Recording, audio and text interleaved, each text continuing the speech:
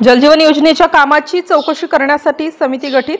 त्र्यंबक आणि इगतपुरी तालुक्यातील 90 आदिवासी वाडीपाड्यावर नव्याने योजना करा। बैठकी झाल्या। निर्णयाची आम्हाला भवानी केली नाही तर पुढील काळात आंदोलन अधिक तीव्र करू असा इशारा देखील देण्यात आला। जलजीवन योजनेतून वगळण्यात आलेल्या सर्व ठिकाणी तात्काळ पाण्याची व्यवस्था करावी अशी मागणी करण्यात आली। यावेळी 2 दिवस सर्व ठिकाणी पाहणी करून वेळेत काम न करणाऱ्या 231 कारवाई करण्यात आल्याची माहिती पाणीपुरवठा अधिकारी यांनी दिली। त्यांच्याकडून लाखो रुपयांचं धन वसूल केलाय असे यावेळी सांगितले। त्यामुळे पूर्ण झालेल्या योजनांची चौकशी करण्यासाठी पाणीपुरवठा अधिकारी व तहसील पंचायत समिती यांची संयुक्त समिती स्थापन करण्यात आली।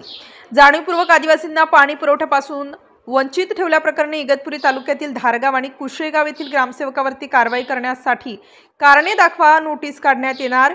बैठकीसाठी इगतपुरी तहसीलदार अभिजित बारवकर, मुख्य कार्यकारी अभियंता पाणीपुरवठा निवडुंगे, उपअभियंता अजित सूर्यवंशी, इगतपुरी पंचायत समिती, त्र्यंबक पंचायत समिती, पीडीओ, जीवन प्राधिकरणाचे अधिकारी, फॉरेस्ट विभागाचे अधिकारी, वीज वितरण कंपनीचे अधिकारी, पाटबंधारे विभागाचे अधिकारी, पोलीस अधिकारी उपस्थित होते। यावेळी एल्गार कष्टकरी संघटनेचे भगवान मध्ये व इतर कार्यकर्ते उपस्थित होते।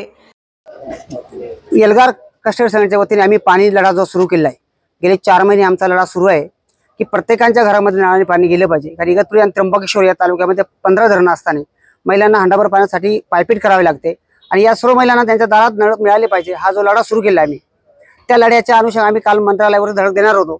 मात्र आम्हाला सांगितलं की आज आपण सर्व विभागाच्या प्रमुखांची बैठक घेऊ। पाणी पुरवठा असेल, इरिगेशन असेल, फॉरेस्ट असेल आणि प्रांत साहेबांच्या अध्यक्षतेखाली ती बैठक होणार आहे।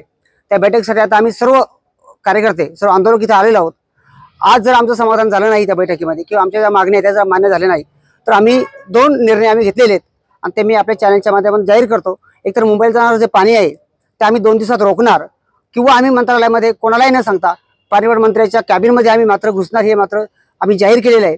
आज या बैठकीमध्ये काय निर्णय झाला समाधानकारक तर आमचं आंदोलन थांबेल, नाही झालं तर मात्र आमचं आंदोलन जे सुरू आहे ते आमचं काही अधिक तीव्र होईल असा आम्ही इशारा देतो। किती गावांना पाणी? आता जवळजवळ इगतपुरी तालुक्यात 91 गावांना आजही पाणी पिण्यासाठी नाही।